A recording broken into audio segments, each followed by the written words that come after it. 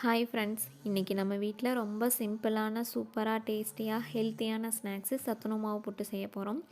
சரி, சத்துணவு மாவுன்னு பேரை கேட்டாலே எல்லாத்துக்கும் ஷாக்காக இருக்கும். இது ருசியாக இருக்குமா இல்லையா அப்படின்னு சொல்லிட்டு. இல்லை, இதுவும் ருசியாக தான் இருக்கும்னு சொல்லி நான் ப்ரூஃப் பண்ண போகிறேன்.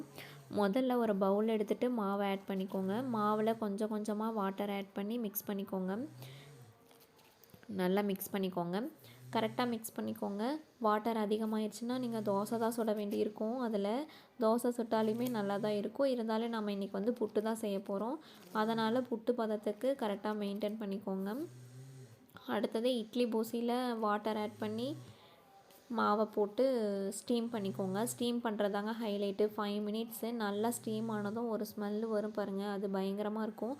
அடுத்தது கோகோனட் ஆட் பண்ணிக்கோங்க. ஸ்டீம் பண்ணி எடுத்தோன்னா அந்த புகையோடு வருது பாருங்கள் ஸ்மெல்லு, வேறு லெவலுங்க அந்த ஸ்மெல்லு. அடுத்தது இது ஒரு பவுலில் கொட்டிட்டு தேங்காய் ஆட் பண்ணிக்கிறோம். தேங்காய் ஆட் பண்ணி நல்லா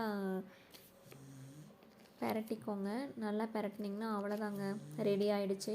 இதை நீங்கள் புட்டாவும் சாப்பிட்டுக்கலாம். இல்லை என் குழந்தைங்க லட்டு மாதிரி தான் சாப்பிடுவாங்க அப்படின்னா லட்டு மாதிரி சாப்பிட்டுக்கலாம்.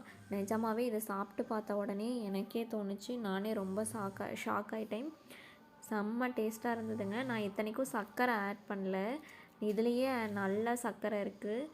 பேபிஸ்க்கு கொடுக்குறதுனால இதில் சர்க்கரை ஆட் பண்ண வேண்டாம், இதுலேயே சுகர் அதிகமாக இருக்குது.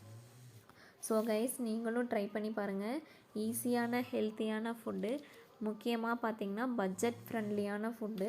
இந்த வீடியோ உங்களுக்கு பிடிச்சிருந்துச்சுன்னா லைக் பண்ணுங்கள், கமெண்ட் பண்ணுங்கள், மறக்காமல் சப்ஸ்கிரைப் பண்ணுங்கள் ஃப்ரெண்ட்ஸ்.